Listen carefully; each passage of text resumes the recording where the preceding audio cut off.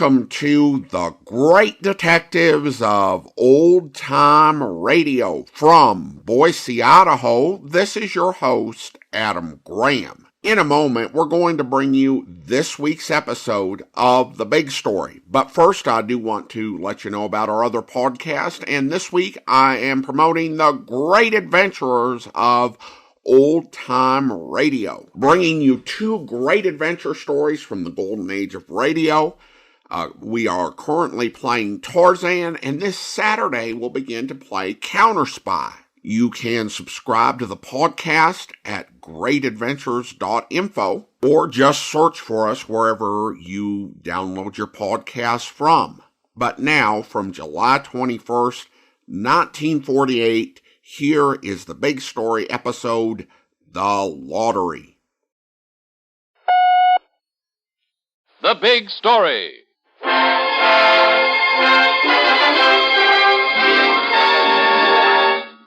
You're sure everything is all right, Tiny? Sure, I'm sure. We phoned that reporter and told him there was a story waiting for him here, so he... Hey. What is it? There he is now. That's the reporter. Wait until he comes closer. Wait until he turns into the walk. You don't want to miss him, do you, Tiny? Miss him? When I get through unloading this rod, that reporter's going to look like a Swiss cheese.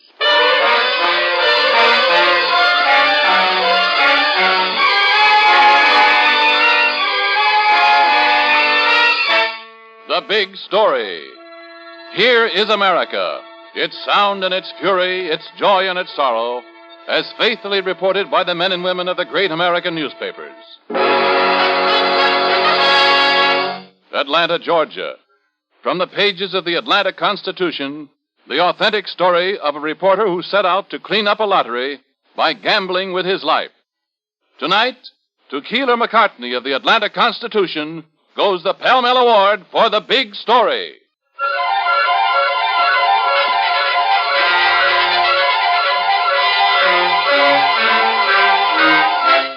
And now, the story as it actually happened. Keeler McCartney's story as he lived it. Atlanta, Georgia.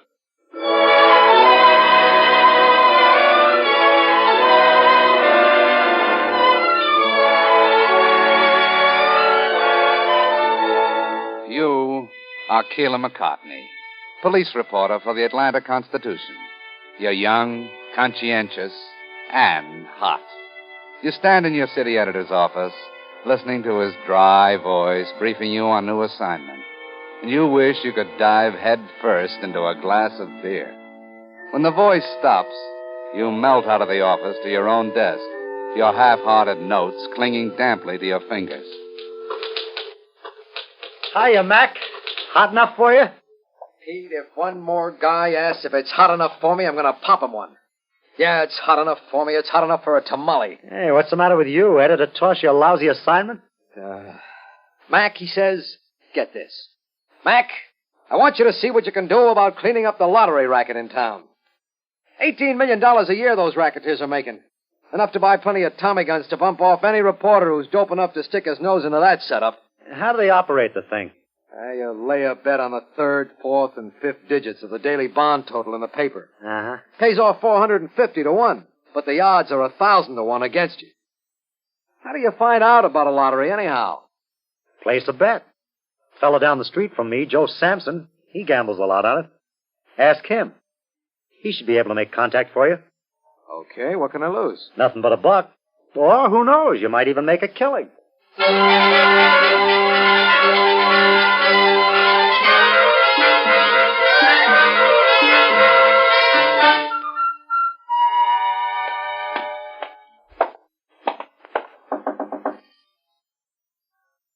Hey, is anybody home? Oh, I'm outside in the garden. Oh, didn't see you.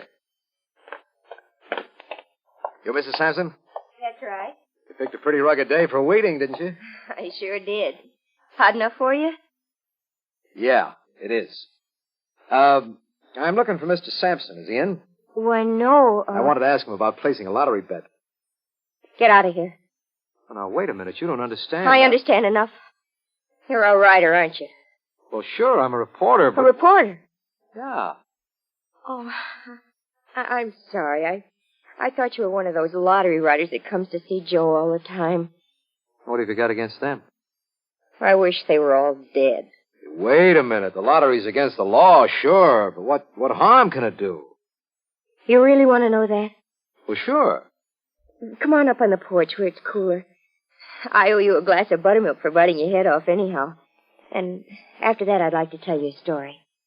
All right? All right. It's a deal.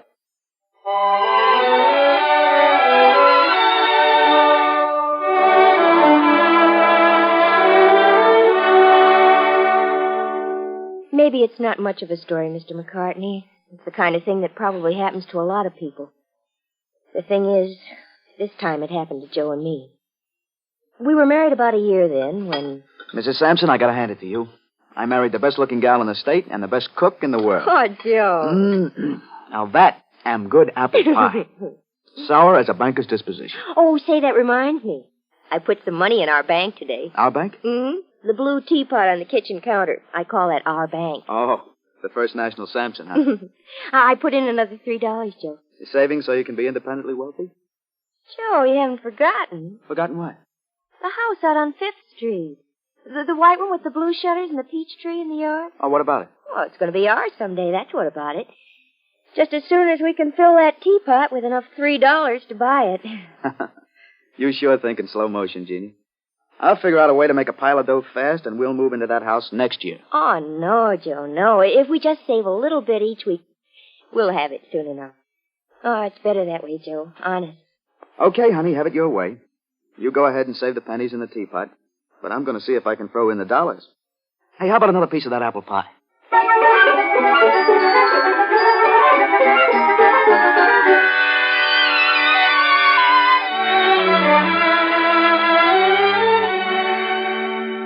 Joe's always like that, Mr. McCartney.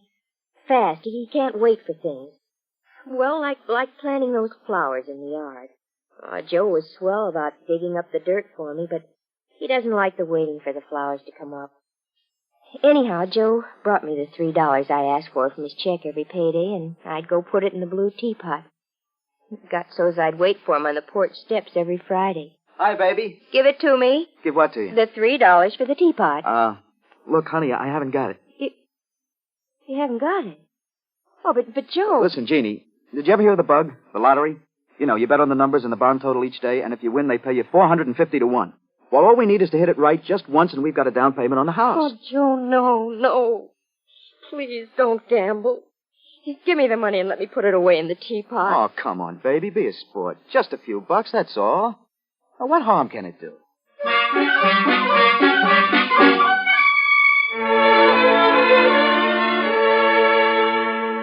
Jeannie, what are you doing in here? What are you doing, Joe? What do you want with that teapot? Look, honey, I got a especially lucky feeling today, see? I just want to borrow a couple of bucks from the teapot for the bug. I'll put it back tomorrow.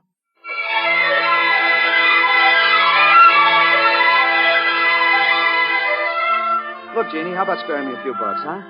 The teapot's empty, Joe. Yeah, I mean from the housekeeping money. Oh, Joe. I got a hunch today on number 419. I figure all I have to do is lay $10 on that, and I can clean up and get back all my losings in one hit.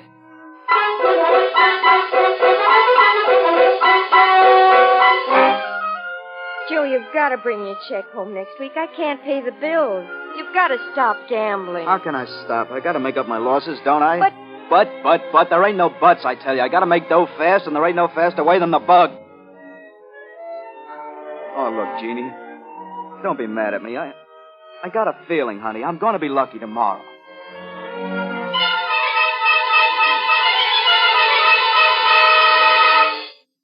I heard of people that couldn't stop drinking, Mr. McCartney. Men who kept on drinking even when it made them sick. Well, that's how gambling is with Joe now. Something rotten, something he can't get away from, even though it's like poison and he's sick with it. Last night I sat across the table in the kitchen just looking at him. Watching him kind of sit there and fall away into little pieces. Just looking at him. What the devil are you looking at? You... Well, quit it. I'm sorry. Sorry. Do you always have to be sorry? I'm sorry. Why don't you give it up, Joe? What are you talking about? The lottery, give it up, Joe. Why don't you give up picking on me? I'm not picking on you. Yes, you are. I don't bet because I want to. I bet because I'd be a dope to stop now. I've lost too much to quit now, and my number's going to come up. You know it won't. It's got to come up someday, doesn't it? And when it does, we'll be rich. Rich? What do we want to be rich for? We just want to save enough to put in our bank. Yeah, sure. Lousy nickels and pennies to put in the bank so we can buy a house when we're 80. That's not true. You know it isn't. We had lots of money in the bank before. Before what? Well, go ahead, say it. Before I robbed the bank to gamble, that's what you were going to say, right? No, Joe. Before Joe robbed the bank, before Joe swiped the money. I'm not blaming you. You just think I robbed your lousy bank, that's all? No, I don't. All right, I did. I robbed the lousy little broken-down teapot. I swiped the money and I left it empty. Lousy little teapot with a lousy little broken handle. It's all empty. Look at it. All empty, and I don't care. You hear me, Jeannie? I don't care. I don't care a hoot about your lousy little teapot. Oh, Jeannie. For the love of heaven, help. Joey. I can't stop, Jeannie. It's like being drunk or crazy. Every week when I get my check, I say, this time I'll bring it home to Jeannie. This time I'll give it all to Jeannie. And that guy comes along with his lottery, and I can't stop. What are we going to do, honey? I don't know. Oh, Joe, I wish they were all dead. So do I.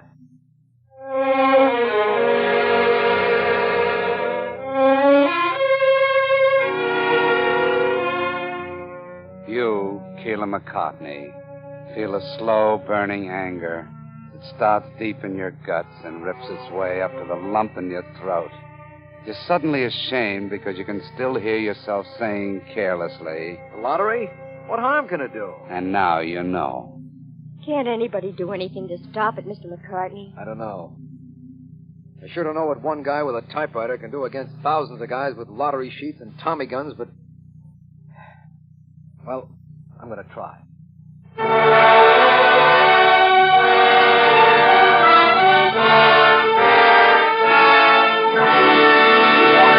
We'll be back in just a moment with tonight's big story.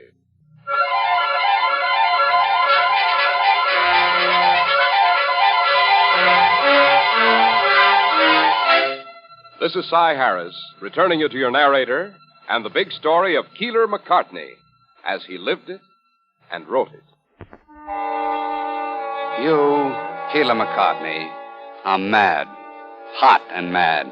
Hot because the late summer Georgia sun has made a furnace of Atlanta's streets. Mad because a lottery called the Bug is wrecking the lives of Atlanta's people. The Bug. You've written stories about it, and you know it's an ugly, crawling thing that takes the dimes and the dollars of Atlanta's poor. So, you take your temper and your thirst into a bar where you know the workers for the Bug congregate. You walk out of the burning sun into the dimness and the coolness, and you say, One beer. and then you wait. You wait while the eyes along the bar study you, and the eyes from the table study you. You wait, and you drink your beer, and you feel the eyes upon you. And then... Hi. Hello. Hot enough for you? You bet. You're new. I ain't seen you before. I'm new. None of the boys, they ain't seen you before. Well, I'm new. Writer? Mm-hmm. Work for Claude? Uh-huh. Southside? That's right. Claude don't operate on the South Side. He does now. What do you mean? He started this morning. You mean he's gonna muscle in on Daniels? Figure it out yourself. Well, that's good news. Glad to hear it. They call me Tiny. Have a beer? Sure. I'm Red. Pleased to meet you, Red. 2 beers, Freddie. Reason I cased you first off, we gotta be careful. Sure. The newspapers are getting after us. Sure. This guy McCartney on the Constitution. There is one prize louse. Sure. Yeah. He's gonna wake up some morning and find himself dead. Have another beer, Tiny? Sure, pal, sure. How'd you make out this week? Collected $2,784. You know something, pal? People are awful suckers.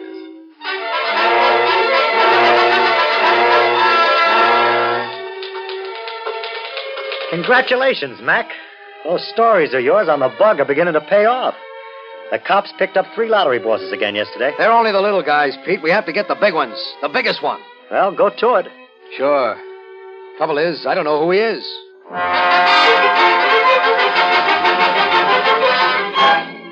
Look, pal, suppose I do get picked up. What of it? This lawyer the boss hired can get a charge buried for years. Great guy, the boss.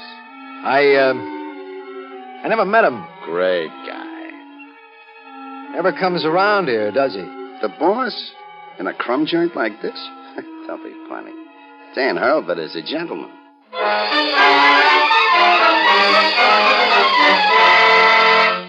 The word is to take it slow, pal. What's up?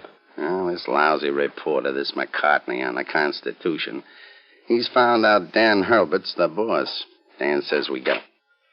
Watch it, pal. What? A cop just come into the bar heading this way. Hey, Mac! Mac! Listen, I just happened to catch sight of you through the window. Break for me. Look, drop off this accident report for me at the station, will you, Mac? Got to hurry. Wife's birthday, you know how it is. And I'm late, too. Thanks a lot, Mac. Mac. Now, ain't that a coincidence? This Keelan McCartney over at the Constitution. I hear they call him Mac, too.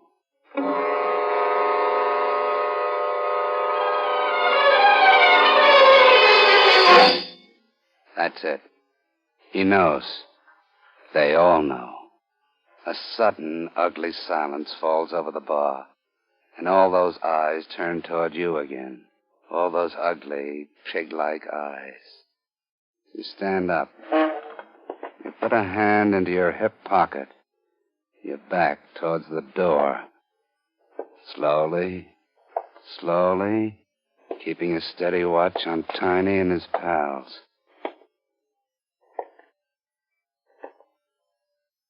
And then you push open the bar door, and you're outside in the street, and you start to run. You take your hand out of your hip pocket because you didn't have a gun anyway. You just run.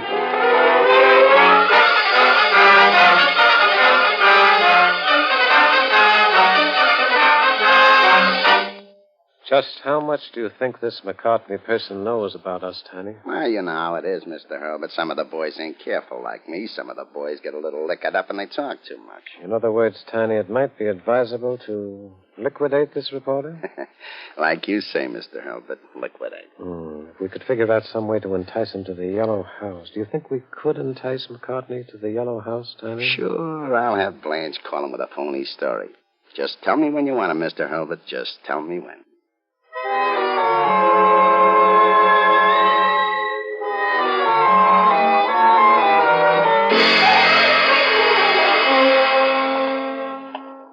Hello, Samson. Leave me alone, will you, Tiny? How much you want to place on the buck tonight, Joe? Cut it out, Tiny. Please cut it out. I'm taking my check home tonight. You hear me? Sure. But how about that little house you and the wife was planning? I thought you guys were going to be stopped. That guy on the paper, that Keelan McCartney. He'll get you guys, the whole bunch of you. Yeah, I'll tell you a secret, Joe. McCartney's through. The boys at the Yellow House are going to take care of him. Now, what'd you say, $15, Joe? All right. $15 on number 419, and I hope I never see you again as long as I live. Joe Sampson, $15 on number 419. You sure everything is all right, Tiny? Sure, I'm sure, Mr. Hurlbut. Blanche telephoned McCartney, told him there was some kind of a story here. Hey. What is it? Just turn in the corner there. That's McCartney. Wait until he turns into the walk. You don't want to miss. Miss? When I get through unloading this rod, that reporter's going to look like a Swiss cheese. I sincerely hope so. Now, wait, Tiny. Wait until he turns into the walk. Just another few steps, Tiny. Just a couple more steps now. Mr. McCartney! Gene, what are you doing here? I just called your office and they told me where you were going. And Joe just told me what the writer said to him. What writer? The one called Tiny. Tiny? Yeah. What did he say? He said, the boys in the yellow house will take care of you. In the yellow house? Yeah, do you know what he meant? The yellow house? Nope, rings no bells. Oh. Well, thanks anyway, Gene. I'll go in here now and cover this story. And maybe I'll check on the yellow house business later. All right. Oh, but take care of yourself. Don't worry, I'll be... Gene, Yeah? do you see the number on this house right here? Says, 224 on the stoop. I just got an anonymous phone call to cover a story at number 224. Well, what's that got... You see what I mean? Number 224 is a yellow house.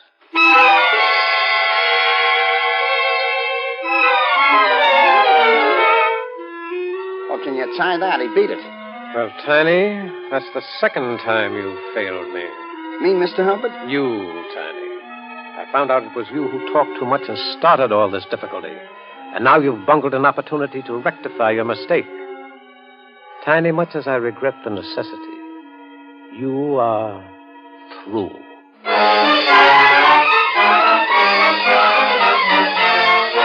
You, Keeler McCartney, know who's behind this plot to erase you. Dan Hurlbut. And you know that he'll get you, too. Unless you get him first. But how? That's the question. How? How can you pin a guy down if nobody will squeal on him, Pete? What's with this Dan Helbert character? He made a solid gold? Just about. He treats his writers well, gives them big percentages of the take, protects them when they get in trouble. Uh-oh, more trouble. If it's another anonymous tip, hang up, Mac. It's too hot to go to a funeral. McCartney speaking. This the McCartney that's been writing them stories on the lottery? Yeah, who's this? Nobody. Look, I used to be in the lottery business myself, see? What business you in now? Giving tips to reporters. No, thanks. You'll want to hear this, McCartney. A guy by the name of Dan Hurlbut has 70 cases of whiskey stored in a garage over on Melrose Avenue, see? And he ain't got no permit for 'em, see? Yeah, I see. Guys with no permits for storing whiskey can get arrested. Suppose you take it from there, Mac. Hey, wait a minute. Now I get your voice. Tiny. Hello. Hello, Tiny. Hello, Nope. Hung up. Another tip? From Tiny, the writer I got mixed up with. Just recognized the voice. He must have had a falling out with Hurlbut. He just squealed on him. Something hot? Hurlbert's got 70 cases of whiskey in a garage on Melrose. To coin a phrase, is that hot enough for you?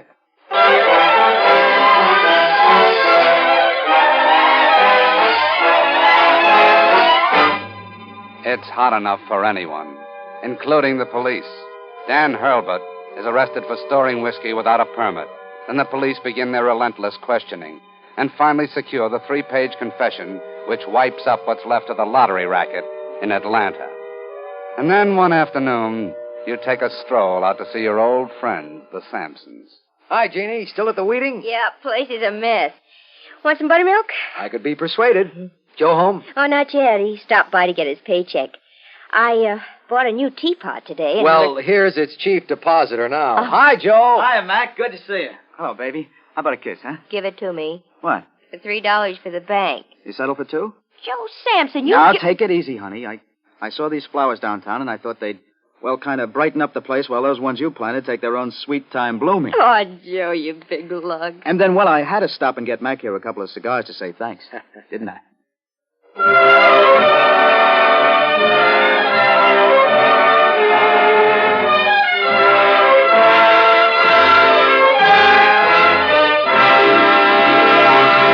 In just a moment, we'll read you a telegram from Keeler McCartney of the Atlanta Constitution with the final outcome of tonight's big story.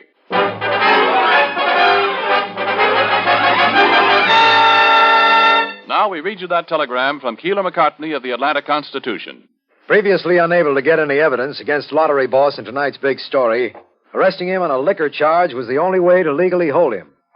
Once in custody, he was persuaded to confess that he employed 1,200 people in Atlanta's $7 million lottery ring. A 15-count indictment was secured against him, and he was sentenced to 6 years on the chain gang at Tatnall State Prison in Reedsville. My sincere appreciation for tonight's Pall Mall Award. Thank you, Mr. McCartney. The makers of Pall Mall Famous Cigarettes are proud to have named you the winner of the Pall Mall $500 award for notable service in the field of journalism. Listen again next week, same time, same station, when Pell Mell Famous Cigarettes will present another big story. A big story from the front pages of the Los Angeles Herald-Express. Byline, Pat Foley. A big story about a meek little man with a mania for marriage and murder.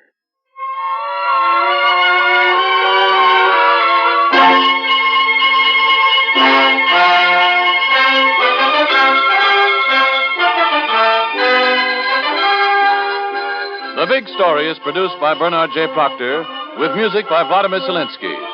Tonight's program was written by Gail Ingram. Your narrator was Bob Sloan, and George Petrie played the part of Keeler McCartney. In order to protect the names of people actually involved in tonight's authentic Big Story, the names of all characters in the dramatization were changed, with the exception of the reporter, Mr. McCartney.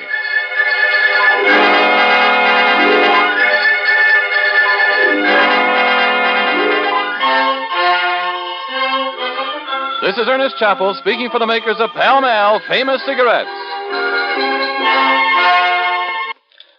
This is NBC, the national broadcasting company.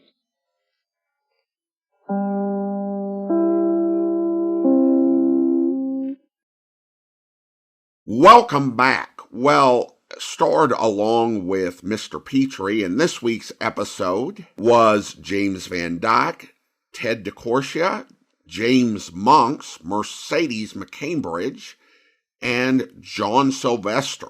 And actually, the majority of the cast has starred in at least one great detective series. George Petrie, of course, as Commissioner Bill Mason on Call the Police, as John J. Malone in The Amazing Mr. Malone, Ted DeCorsia as Mike Hammer, Mercedes McCambridge as Martha Ellis Bryant in Defense Attorney, and James Monks as both Mr. I.A. Moto and the Avenger.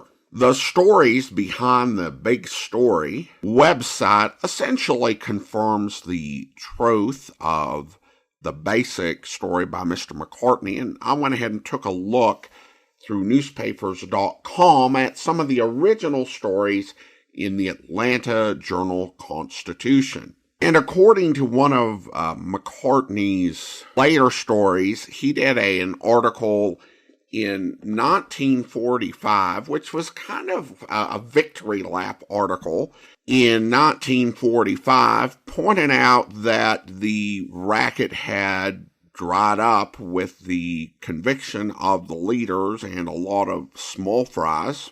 According to McCartney, the bug lottery had involved up to, in like its peak years, $50 million, which for a single metropolitan area, and keep in mind that the racket had been in operation for about 20 years, so it's hard to say, what would the $50 million have been in today's money without knowing the precise year it was $50 million.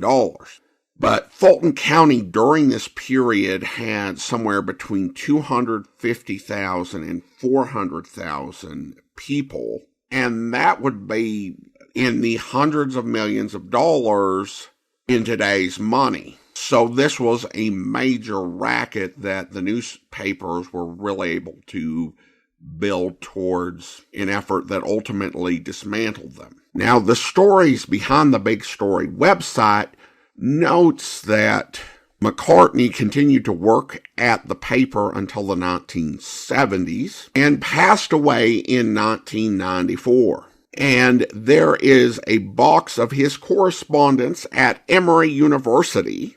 And if anyone is curious whether there's any correspondence about the Big Story, you can go to Emory University. You have to give about a 2-day advance notice and follow all their policies to view the collection. The other thing that website notes is that the script was written by Gail Ingram. She and her husband were both radio writers, and her husband took this script and rewrote it in the Casey Crime Photographer universe as the story Unlucky Numbers. In terms of plot, I had a couple of thoughts on the episode. First of all, this is the type of story that could not happen in the information age. Because if a criminal organization was mad at a reporter, then most people of importance would know exactly what he looked like. Though on this topic, I think the most obviously fictionalized part of this is Tiny. The events in this story were much more recent than many other episodes we've heard.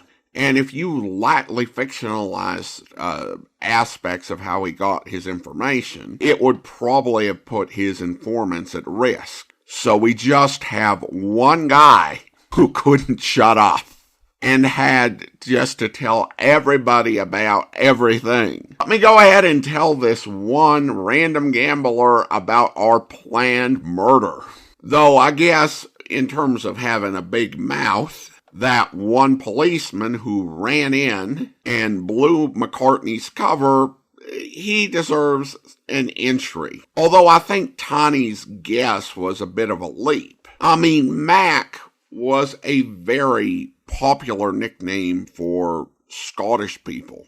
And do you know how many people of Scottish heritage are in the state of Georgia? But the association with the police, maybe. The Yellow House scene was one of those things that they tried to make dramatic for radio, but to me it just didn't work. McCartney gets the tip from Jeannie, and then he sees the house, and McCartney says, "Jean, do you see the number on this house right here?" She says, "It says 224 on the stoop." And he says, "I just got an anonymous phone call to cover a story at number 224. And then Jean says, "But what has that? Oh!" And with a gasp, "See what I mean? 224 is a yellow house." Now, in theory, this is supposed to reveal to the audience that he stumbled on to the yellow house and almost went into it. The yellow house. But the problem is that we already knew that. That was already established where Dan Holbert and Tiny were talking. And if I heard that somebody was going to be taken care of at a yellow house, and I saw them walking towards a yellow house, I would understand the implication of that. So that one part was a bit awkward. Well, listener comments and feedback now. And we have a couple of comments. We start with Harrison over on Spotify writing regarding the episode Pillars of Society. "I'm glad I wasn't the only one who thought the hoops he had to jump through was a bit extreme." Thanks, Harrison. And it should be said that a lot of people were quite dissatisfied in real life with the pace at which the case was addressed. I read through letters to the editor where people were wondering, okay, so it's been since April of 37 that the governor's chief advisor has recommended a pardon.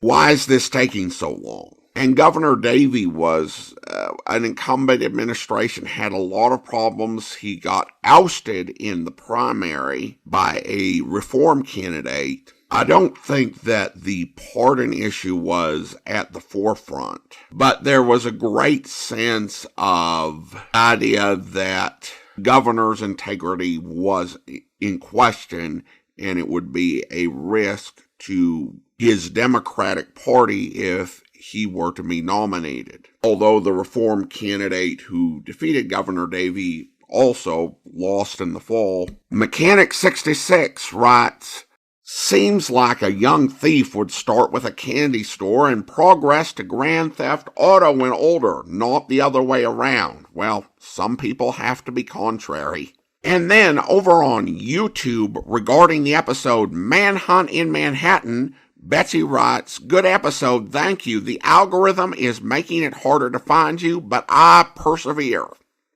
Well, I appreciate it, Betsy, and honestly, YouTube has been doing some things. When I look at the stats, the click-through rates on my episodes posted on YouTube are about the same as they were before. The problem is that YouTube isn't serving them up to as many listeners, and the algorithm often does strange things for inexplicable reasons, which is why I always encourage people listening on YouTube to like the video, subscribe to the channel, mark the notification bell, because those are the sort of things that help our content to be seen more on YouTube, and in the case of marking the notification bell, it also ensures you get notified when we drop a new episode.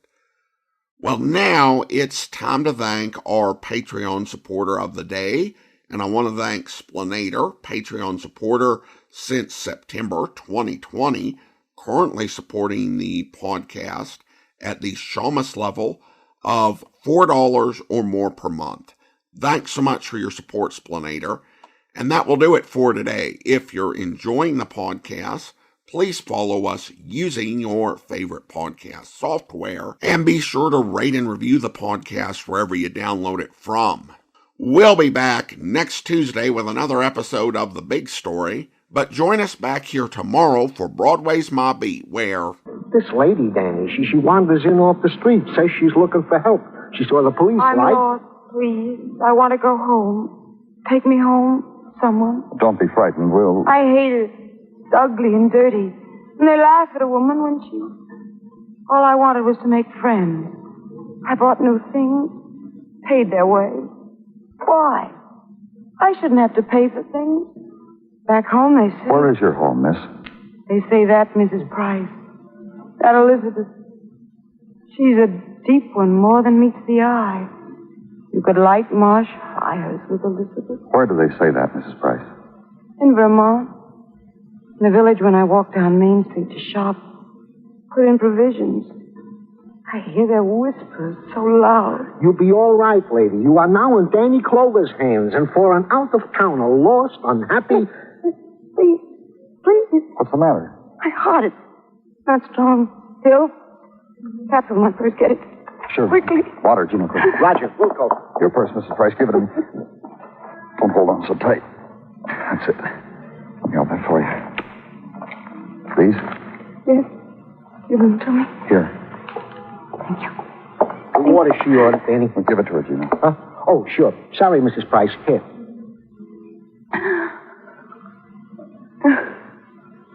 Cool. Good. Both look so pale. Don't look like that. There's nothing to be afraid of. They happen often, these attacks. They come, go. Mrs. Price, Danny, she fainted. Shall I go yell for Dr. Sinsky? Shall I... What can I do, Danny? Tell me, what? Nothing, Gina, nothing. She's dead. I hope you'll be with us then. In the meantime, send your comments to box13@greatdetectives.net. Follow us on Twitter at Radio Detectives, and check us out on Instagram, instagram.com/greatdetectives. From Boise, Idaho, this is your host, Adam Graham, signing off.